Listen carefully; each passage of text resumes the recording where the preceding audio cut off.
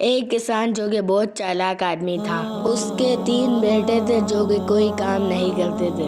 ان کی وجہ سے کسان ہر ٹائم پریشان رہتا تھا اور وہ یہی سوچتا تھا کسی نہ کسی طریقے سے میرے بیٹے کام پر لگ جائے۔ کسان کے تینوں بیٹے بہت ہی لالچی تھے۔ کسان نے ایک ترتیب سوچی۔ ایک دن کسان نے اپنے تینوں بیٹوں کو بلایا اور کہنے لگا، ہماری زمین کے نیچے خزانہ ہے اور اس خزانے کو ڈھونڈنے کے لیے ہمیں کھدائی کا کام شروع کرنا ہوگا۔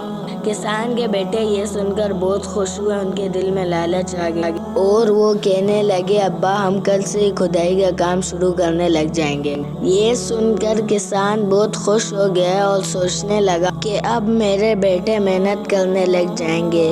اگلے دن صبح سویرے تینوں بھائی آ گئے اور محنت کرنے لگے۔ جب انہوں نے 3 دن کھدائی کی اور انہیں کچھ نہیں ملا تو یہ سب کسان کے پاس آئے اور غصہ کرنے لگ گئے کہ ابا آپ نے تو ہمیں خزانے کا کہا تھا، اب وہ خزانہ کیوں نہیں مل رہا؟ تو کسان نے کہا، بیٹا تم لوگوں کو خزانہ ضرور ملے گا، بس تم صبر کرو اور میری بات مانو، اللہ پر یقین رکھو، انشاءاللہ تمہیں خزانہ ضرور ملے گا۔ تو انہوں نے کہا، ابا ہمیں اس کے لیے کیا کرنا پڑے گا؟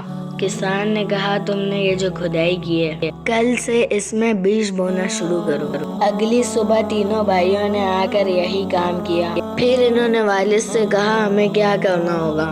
والد نے کہا کہ اب تمہیں اللہ سے دعا کرنی ہوگی، یا اللہ بارش ہو جائے۔ ان سب نے مل کر اللہ سے دعا کی، یا اللہ بارش ہو جائے۔ پھر اگلے دن بارش ہو گئی اور ان کی فصل اگنے لگ گئی۔ تو جب ان کی فصل اگ گئی تو انہوں نے اچھے داموں بیچ دی اور یہ رقم ملتے ہی کسان اور اس کے بیٹے بہت خوش ہوئے۔ انہوں نے والد سے پوچھا کہ اب بتائیں وہ خزانہ کہاں ہے؟ تو کسان نے کہا، بیٹا یہی وہ خزانہ ہے۔ اور انہوں نے حیران ہو کر کہا، آپ نے ہم سے جھوٹ کیوں بولا؟ تو کسان نے کہا، دیکھو بیٹو، اب میں بوڑھا ہو چکا ہوں اور میرے لیے یہ کام مشکل ہو گیا۔ میں چاہتا تھا تم میرے ساتھ کام کرو، لیکن تم میرے ساتھ کوئی کام نہیں کرتے تھے، اس لیے میں نے یہ ترتیب سوچی اور تم لوگوں کو کام پہ لگایا۔ اور یہ سنتے ہی کسان کے بیٹوں کو احساس ہو گیا اور انہوں نے اپنے والد سے معافی مانگی اور اپنے والد کے ساتھ کام کرنا شروع کر دیا۔